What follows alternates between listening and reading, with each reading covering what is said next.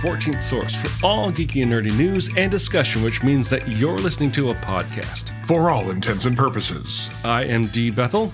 And I'm Andrew Asplund. And we are your two overeducated, codependent nerd hosts, bringing you the things that we like to talk about, but filtered through inquisitive and critical lenses. In the episode for Friday, August 25th, 2023. And Andrew. Yes? How does it feel to be 27 years old? It is, for anyone paying attention, that's 9 years younger than we said last week. It's fine. It's, I will say it's actually kind of a downer. Why? What? Yeah, almost in your 30s. It's really embarrassing. Well, and the fact of, is I continue to have, health maladies in my years. Indeed. But no, it was more the idea that, like, my birthday, I always thought it was kind of neat. My birthday was in the summer. Because you would be in school, whatever. And now my birthday is during smoke season. So, in fact, on my birthday, I went out with some friends to lunch, and leaving my apartment, it was a little bit smoky. And by the time I got home, it was in the unhealthy for everybody zone. Right. It's it sucks also because my air conditioner has, I believe the euphemism is shit the bed right now. Oh no. So I'm waiting for a new one to arrive because I can't fix an air conditioner. I tried all the normal things and it's this is clearly a problem beyond my scope. I turned 43 and all I got was this lousy air quality. Right. And so it is, I would say it's a kind of a crappy thing. I'm kind of upset about it. That my birthday is now I suspect going forward when I live, and I suspect this would be truer in more areas, that my birthday will be smoke time. Smoke time. But you still get to share it with some wonderful people. And we bring that up because Sylvester McCoy, the 7th Doctor of Doctor Who, it turned 80 this year. And it was wonderful seeing the outpouring of support and adoration for him on various social media. I was particularly not impressed, but overjoyed to see even former and now current again showrunner Russell T. Davies sent out a very heartfelt birthday wishes to him.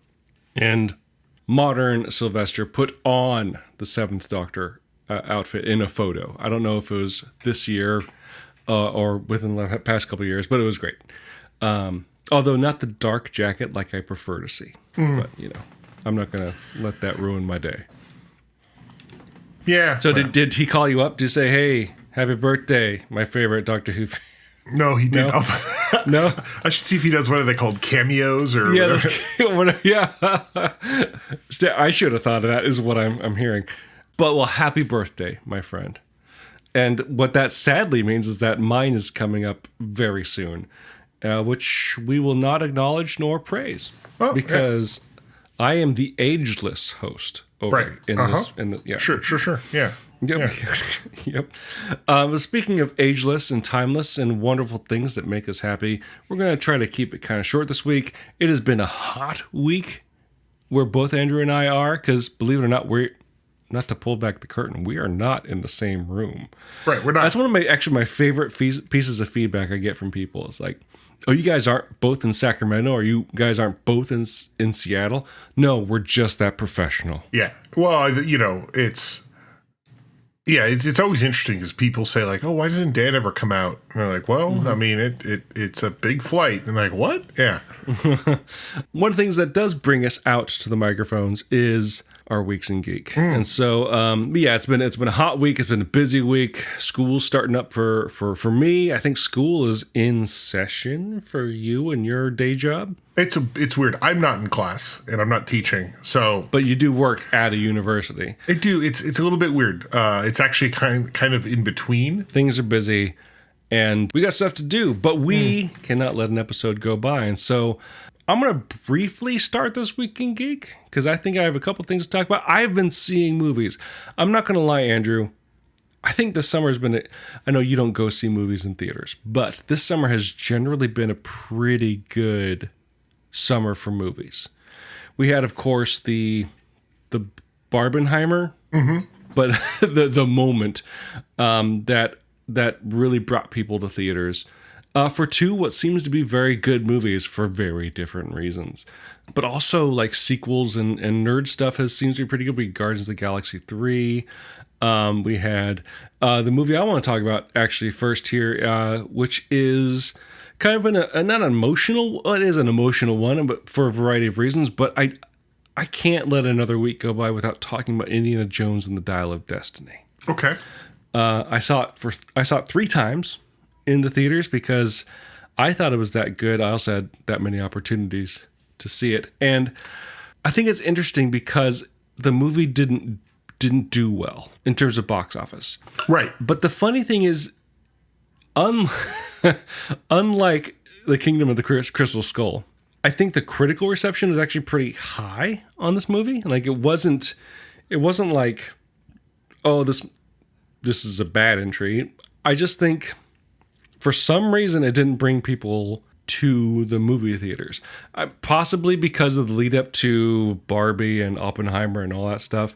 Maybe due to sequel fatigue. I don't know. But I'm not here to say or to analyze why people did or not go see it. Because I definitely did my best to make up for that. Because I felt it was an incredible return to form. And I think I came away from this movie, which is decidedly the final, as Harrison Ford has said in interviews leading up to the film, as well as in interviews for its marketing. For him, at the very least, it's his last Indiana Jones movie, which means we can look upon the series retrospectively. And I think it's kind of the opposite of what people say about Star Trek movies, where like the even-numbered movies are good. Oh, right. The odd-numbered movies of Indiana Jones are good.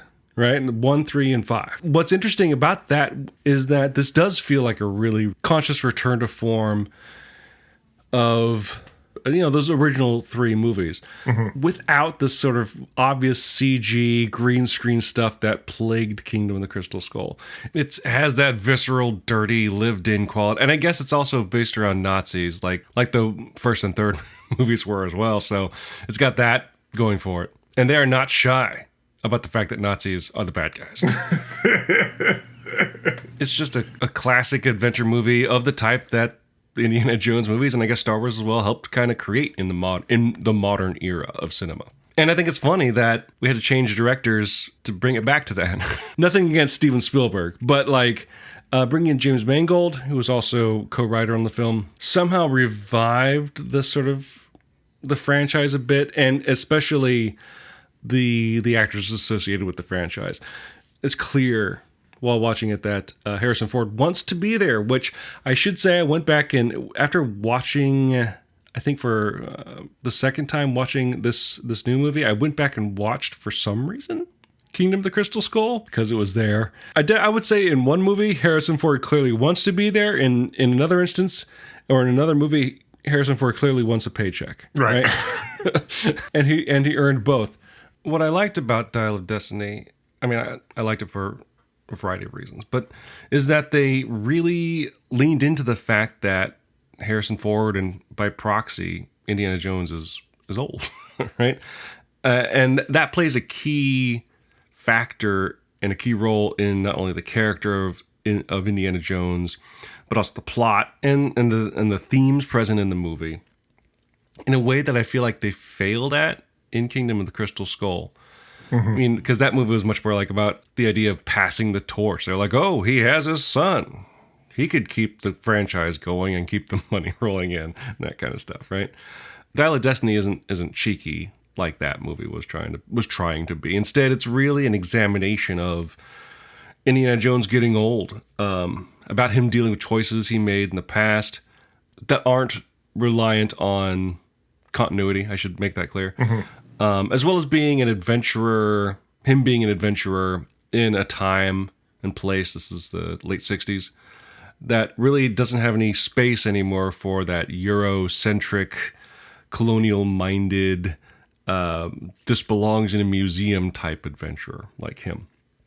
How about instead the artifact goes to and belongs to the people that created it. It's a really interesting movie that also obeys kind of the rules of classic Indiana Jones. It's great without relying on too many, if any, sort of like winks and nods to previous entries of the series. I think you can actually generally watch this movie on its own and enjoy it, having not seen any others, which I think is one of the benefits of the previous movies, aside from maybe Kingdom of the Crystal Skull, where they're an interesting series because they are standalone entries. Each sequel generally is a standalone entry. Hell, Temple of Doom is a prequel, technically. Right. Yeah, it is. No, I had to think about that. Like, yeah, it's technically the first of the series. Right. It continues that sort of episodic nature of what the series is. Whereas I feel like Kingdom of the Crystal Skull tried to be like, oh no, this is all a continuity, which was out of character and out of touch. Although they do reference, because it is the end, quote unquote, they do have slight references in terms of characters showing up, in terms of just sort of nods and background stuff to previous movies, but it's not dependent on those at all. Yeah. And I happen to know, some of these things, but. Yeah, well, and I guess it's weird. I have not seen it. It's on my list, and apparently I'll get to see it soon because it's going to, the Disney Positive or something soon. Yeah, maybe we'll come back to it at that point. Yeah, I would love to talk about it with you. Yeah. But it's weird because I think that in the grand scheme of these things, there's this place of nostalgia versus. Continuation versus and I think it's something that's not unique to Indiana Jones. In fact, I think it's in fact part of everything that Hollywood does now. Right. I mean, Star Wars, I think, is the only other franchise that's really trying to deal with this head on in some ways and forms.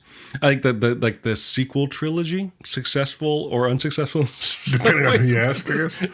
Yeah. No, it's weird because of just kind of what. Because Hollywood obviously generally wants they want franchises, they want movies people come back to, and and as you said, Kingdom of the Crystal Skull kind of in a sense was trying to set that up, although it didn't work out for multiple reasons.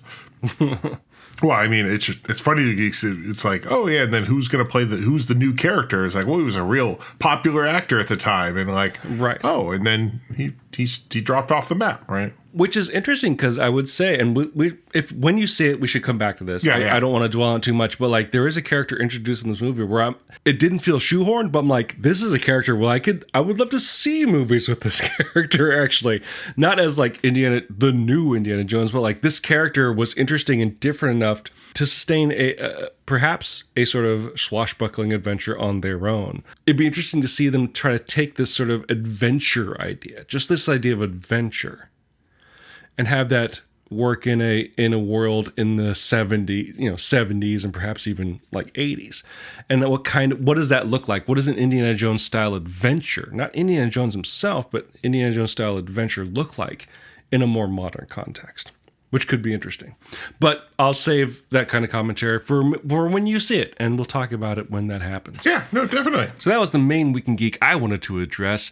Andrew, what was your Week in Geek like this week? Well, funny you talk about nostalgia or sequels or continuations or hell, Lucasfilm, because as it ends up, I watched the first 2 episodes of the new television series Ahsoka.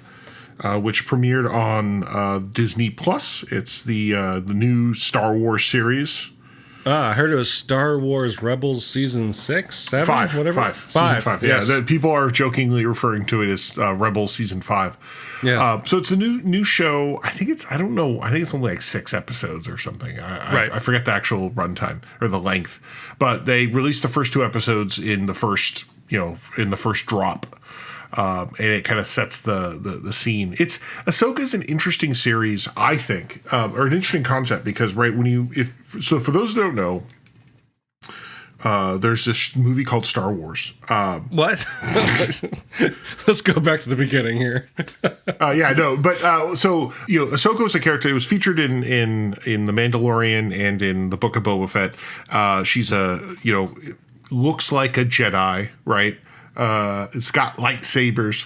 A lot of people who are coming to Star Wars with these new shows are like, oh, who's this lady, right? This orange lady.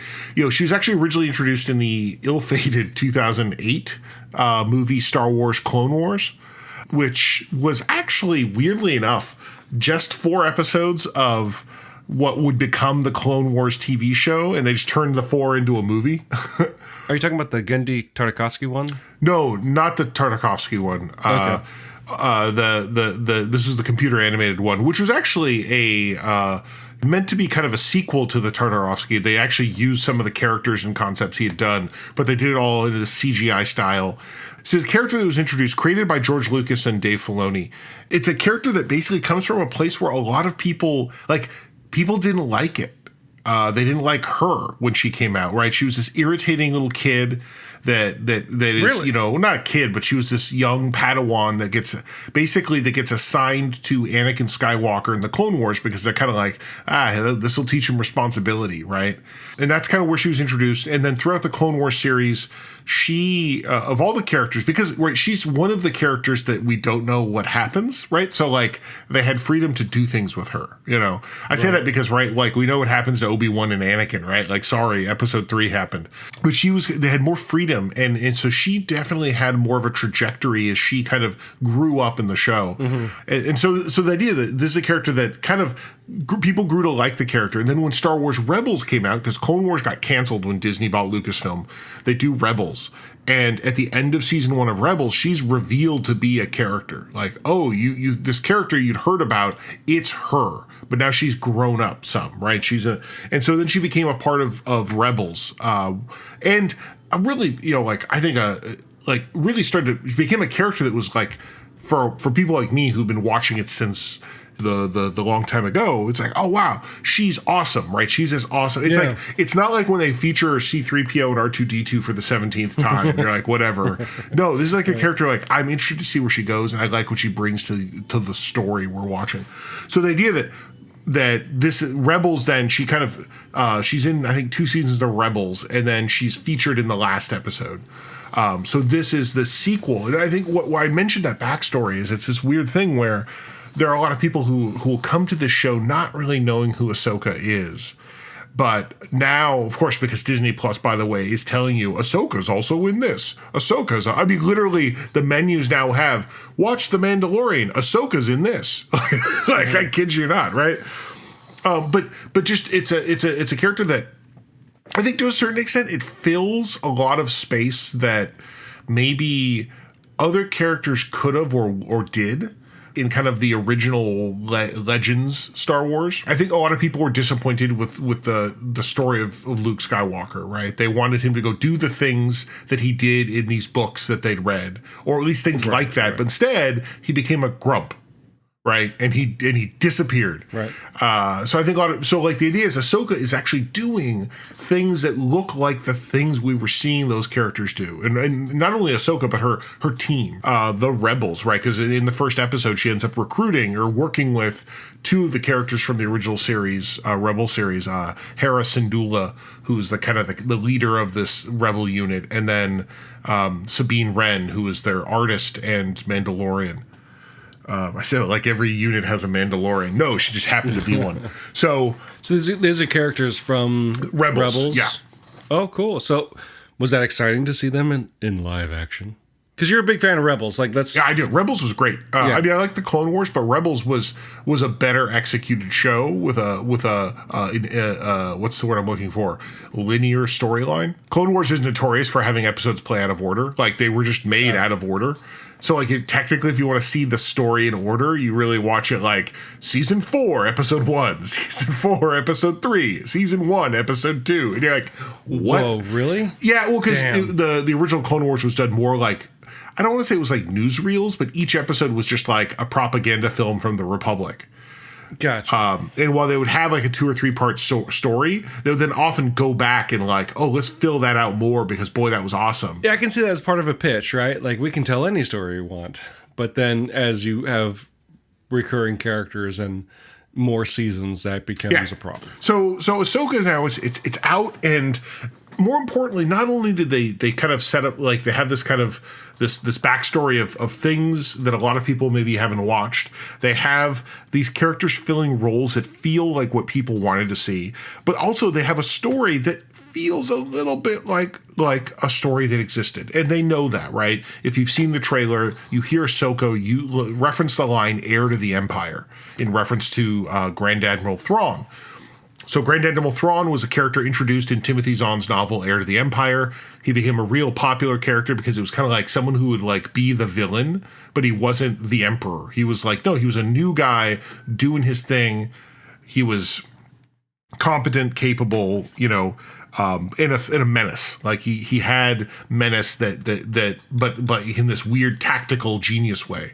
And he's so popular, he was introduced in Star Wars Rebels. Oh, wow. In the animated show. So that's why this is a continuation of that, because the idea that at the end of Rebels, he kind of disappears, which is related to the story of what brings us to this show. So yeah, I think that's why like this show is weird, because we talked a little bit about nostalgia, but also continuations. And this show is like, to me, it feels like they're grabbing all the things. And they're really, but in a way that, like, the one thing I will say is this show is very clearly Dave Filoni's baby, because Ahsoka is his character, right? He and George created the character back in long ago. He has a special fondness for that character, and so this is his thing. But he's also a giant Star Wars nerd. So he knows all the things, like in Clone Wars and Rebels, they would sometimes bring in things that were from Legends content, right? Oh, like for example, Admiral Thrawn. So the idea that like we know Legends being former extended universe stuff that got folded away when Disney took over. Lucas. Yeah. So so to a certain extent, this is it does feel like they're doing probably maybe something that feels like it could be a replacement for that Heir to the Empire story, but with different characters. Yeah. But then the other thing that's funny is, you know, if you've seen The Mandalorian season 3 and some of the other shows, Dave Filoni is notorious for when he does Star Wars content, or because he was a executive producer on and directed some of Mandalorian.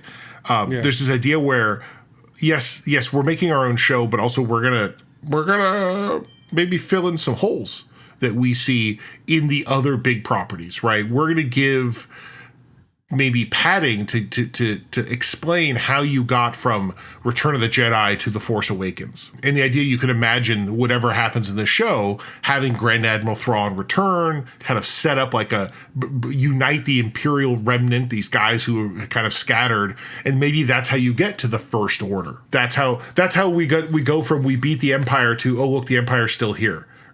So the Ahsoka show is contemporary with The Mandalorian. Yeah, roughly. It's probably in that space. Yeah, it's in that space. And I have not seen any of the animated stuff. When does Rebels take place? Rebels takes place. It is basically between episode 3 and episode 4. Okay. I will say that there are several episodes of Rebels that are meant to be. Actually, I guess they're prequels to Rogue One. Never mind. So it's right, before, like, right. And actually, if you want to know, Rebels really is, where does the Rebel Alliance as we know it come from?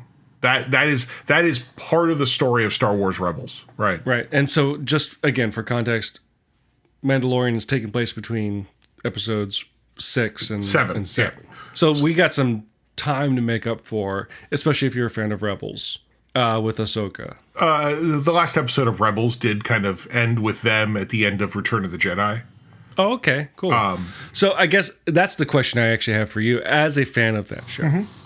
Coming to a show about a character that you are fond of, knowing that she has appeared in The Mandalorian. She also pop up in Book of Boba Fett? Yes. Yeah. What are your general thoughts? I am definitely going to be, I should say, I am going to be watching the show. We'll probably talk about the show probably when it's maybe wrapped up at this point. I know you have the context coming in this show that generates excitement, some perhaps nostalgia, and also carrying the weight of the Disney Plus shows that have come before.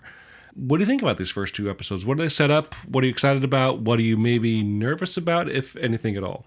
I like it. I really enjoyed it. I don't know if that means anything. I mean, I seem to see like talks on the internet that people are liking it, but I don't know. Like, one thing I always worry about is when it gets too in the weeds. Sure. That, like, maybe people are like, what is this shit, you know? Like, it's weird that this show, it starts with this idea that of what happened at the end of Rebels is super relevant. Okay. But yet that's pretty in the weeds in some ways, right? Right. And it's not, you don't need to have seen Rebels, I don't think, right? Because they kind of tell you along the way. But, like, boy, oh boy, you probably are going to want, I mean, I'm going to be honest with you. The end credits sequence, which has like some art that's kind of stylistic, whatever. I love that idea. It features some images that are like, well, man, people are going to like, what is that? Like, but Rebels fans would be like, I know what that is. Yeah, it's a space whale, right? Like, well, because the space whales are literally part of the story. I'm not making this up. How do I want to say this? Is there a cultural hook for Ahsoka, for people that haven't watched Rebels, for people that maybe even haven't watched Mando? Like, one of the nice things about Mandalorian, especially season 1, which is like, oh, this is a space western. It was basically episodic. It is, man with no name wanders into a town that has problems that need to be solved. I'm not saying is it that, but do you see any hook, or is this a show kind of, yes, you can watch it on its own, but this is a show for fans? Well, I mean, it's like anything. Like, it's always weird to, like, I'm going to pick up something from this massive established universe. Right. I mean, like, who picks up episode 5? Like, or episode someone does, I'm sure, or episode 2. You're like, I'm just gonna watch. I've seen Star Wars. I've only seen Attack of the Clones. Like, yikes, right? Maybe. So there's someone out there. Yeah. I mean, so far this one, it definitely is more in the vein of like the space opera that I think that Star Wars originally wanted to be. Yeah. I don't know. I mean, the one thing I will say about. And we'll see how it goes. Like, that was just my take on the first 2 episodes. I will say that, Dave Filoni, if you watch, like, the Clone Wars really did a lot of style pieces.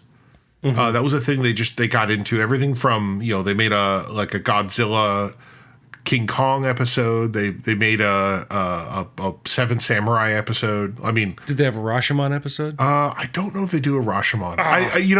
I like. If they did, it wasn't as obviously Rashomon as like I'm used to seeing. But they have a Seven Samurai episode that I even think is dedicated to Akira Kurosawa. As it should be. So that, like, it wouldn't surprise me if they do that, but I think this is his, like, I'm going to do Star Wars. I suspect this is Dave Filoni saying this is what Star Wars would be like if I just got to do it, rather than getting sidelined and having, not sidelined, but like, when you think of guys like with episode 7, 8, 9, right? Or with Mandalorian with Jon Favreau basically taking over the helm there, right? The Iron Man guy is all of a sudden the head of Star Wars. Well, he's also an executive producer of the show as well. I actually think Star Wars right now is the Jon Favreau, Dave Filoni show. Like, they're all and that sounds like it's actually great. So I'm not upset about it. Everything I've seen has been fun. I even enjoyed Book of Boba Fett for what is. And do you remember that the Obi-Wan show happened? That was fun for what it was, but like, it was enjoyable TV, even if it turned out to be disposable, right? In some ways, And the thing is, kind of going to what you said, whether you are a fan of Rebels or not, if it's kind of like a short show, which they tend to have been in terms of like 6 or 8 episodes, like, as long as it's fun. Mm-hmm. I don't care how serialized the story is, or how episodic it is, or how tied into the greater lore it is. As long as it's fun, which Dave Filoni seems to know how to make fun, as well as stuff that ties into a longer continuity. Like, he's able to serve both masters. I'm excited to sit down and watch a show eventually. Yeah, and let's see, is there any fun bits from the first episode or first 2 episodes? I think there's a minor retcon. Really?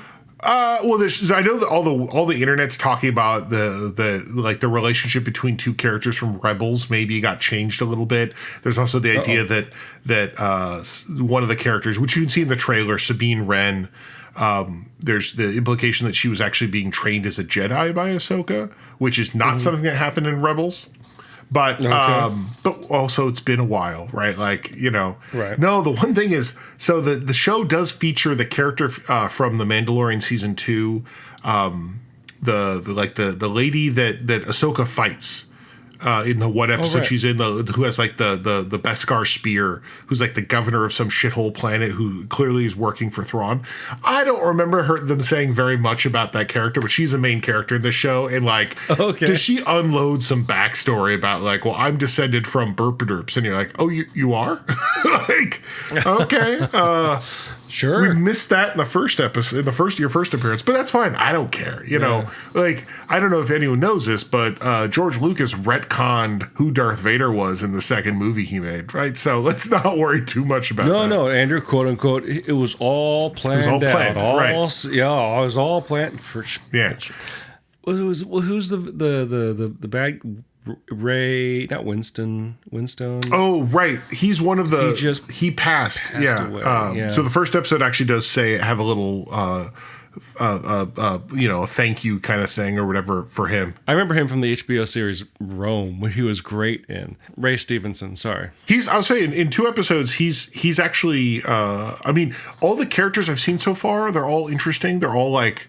I like what I see. It's weird. They do have some weird, I'm assuming are like, cameos, not cameos. Like, there's, in the second episode, they go to a shipyard and the guy running the shipyard is played by, and I only know him as one of the guys from House. Okay. But not the first seasons. Like when House replaces all of his helpers, he gets a new set that includes Cal Penn. It's not Cal Penn. It's it's one of the other guys. I'm like, it's the dude from House. But he's in it, and there's a scene where actually I really kind of like this. There's a real great discussion about, and this is not a spoiler, where they talk about the fact that like, oh yeah, this is the shipyard. Yeah, we used to build Imperial ships here. Like, oh, and they ask like, well, what? Who here still works here that used to work for the Empire? And like, well, everybody, right? Like, we're loyal to the paycheck, right? And you're like, boy, oh boy, I can see where this is already having a problem. First 2 episodes keeps you optimistic. It was fun. It's fun. I'm excited to see where it goes. I'll be interested for our conversation as a Clone Wars Rebels fan, me as a novice in that regard. And I'm sure, I don't want to say I'm sure, but I you know what? Maybe I'm confident enough to say I'm sure it'll be enjoyable for people on coming in with both those contexts. But it'll be interesting to see what each of us takes from it with regard to that. No, it will be an interesting conversation, about 6 weeks before we fast pivot to talking about Lower Decks, after which then we fast pivot to talking about Doctor Who. That's my birthday gift. We're getting Lower Decks a couple days after my birthday. It's fantastic. Wow, it's been a crazy summer. We had a great summer for movies. You basically get Ahsoka for your birthday. I'm getting Lower Decks for mine. And then as you said, Doctor Who's coming back. What the hell? It's just an embarrassment of riches for 2023. If anything, just to distract us from all the sadness. I want to say, with the strike still in full tilt, it's the last we're going to get of all the, for sure. Tip Doctor Who. Indeed. Right. Yeah. We'll be getting that because I guess they're not on strike. I'll actually save my conversation about Teenage Mutant Ninja Turtles Mutant Mayhem for a later date. I'll just say this. It was awesome. I've said it before when I talked about Ninja Turtles. When I talked about they call him the Michael Bay Ninja Turtles. He was just the producer.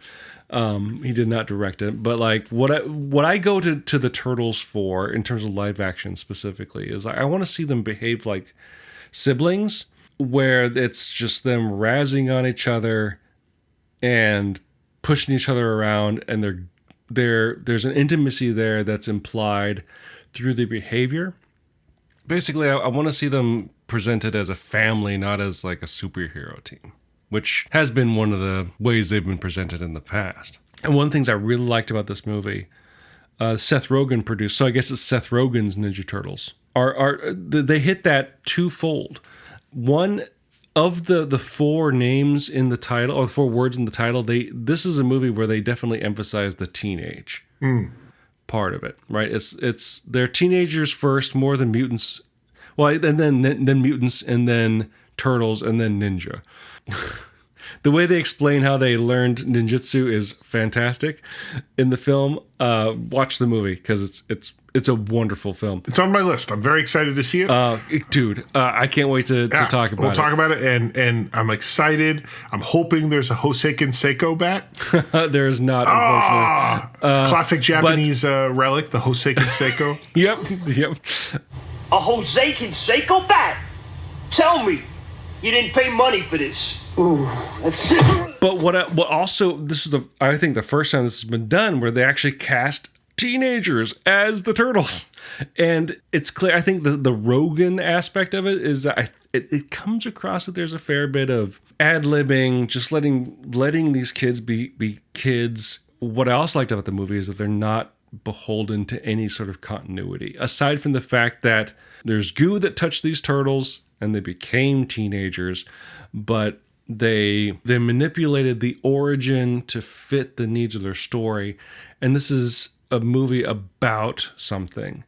It's about teenagers and the plights of being a teenager. It is a capital T Teenage Mutant Ninja Turtles rather than capital N for, Teenage Mutant Ninja Turtles or anything like that. It's my only sort of negative thing I could say about it, and it's not really a negative. I think I've appreciated it more in hindsight as I keep thinking about it, coming back to it, than I did in the moment.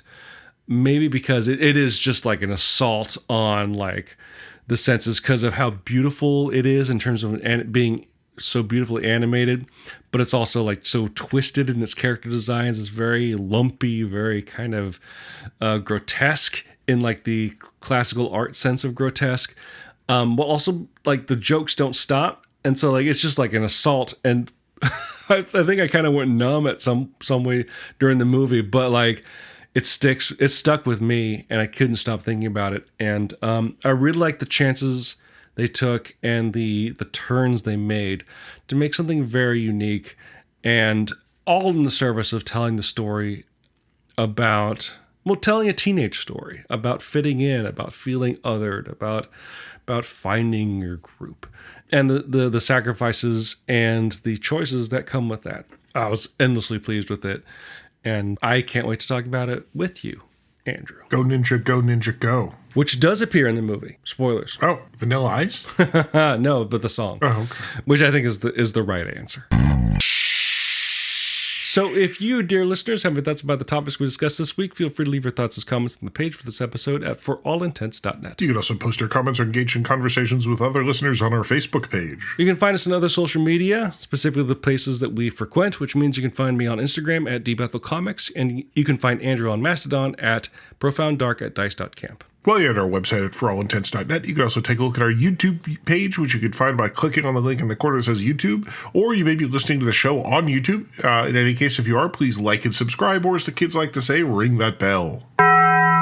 We use 2 tracks of music for our show. One is called Disco Medusi. The other is called District 4. They're both written and performed by Kevin MacLeod, the Clan MacLeod, immortal swordsman, graph paper enthusiast, and musician extraordinaire. You can find his music and more at incompetech.filmmusic.io, and that's all licensed under the Creative Commons 4.0 attribution license. If you'd like the show and like to help us out, the best way to do so would be to subscribe to the show using whichever podcasting service you happen to use. What would help us out even more, though, would be to leave some sort of review, whether a text review or using the proprietary metric, bad or good. From what I hear, it all helps. Either way, it'll help spread the word to new potential listeners through the magic of algorithms.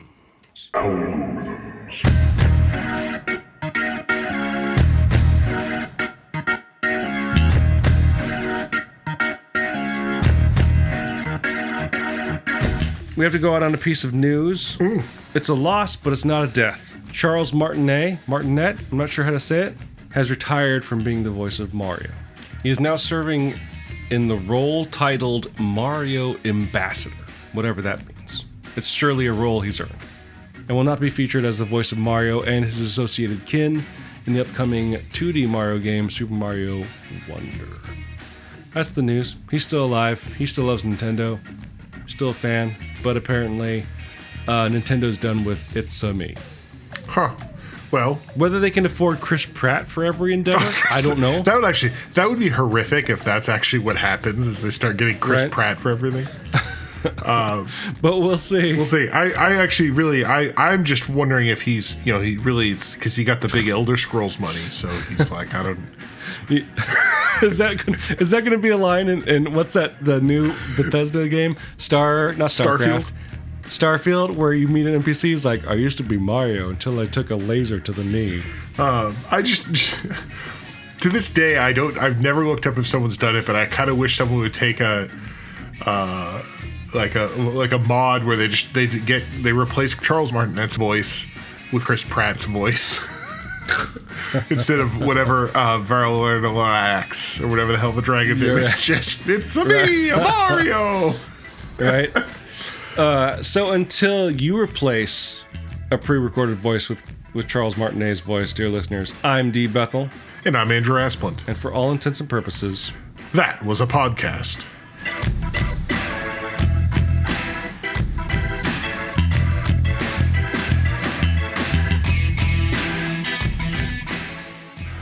Apparently, it's the same thing that happened at dental school in like the 80s. Or something, which is just weird. Like, what? Where, like, basically. Back in the 80s when we stopped caring about teeth. And yes, now the pants are off. But let's make Bethel manageable. The manageable Bethel.